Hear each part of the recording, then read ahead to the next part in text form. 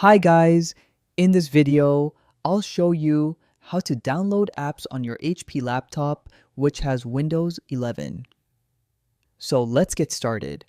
And first, go to your search bar right here and just open up the Microsoft Store.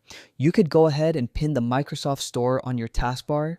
Just right click on it and click on Pin to Taskbar. And as you can see it here, you can move it right or left wherever you want. Just hold it and drag it. Now once it is open, and if it's your first time opening up the Microsoft Store, well, it will ask you to log in.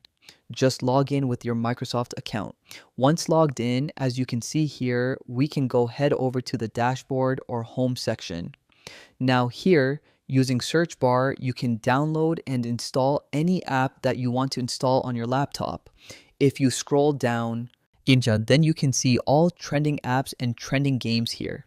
There are some games that are paid and there are games that are free.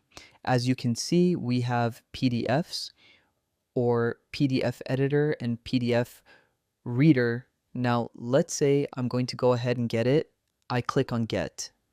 Or you have Facebook here as well, Canva, Zoom, Discord, and some other options. Okay, so I'm just going to go ahead and wait for the installation process from here to finish.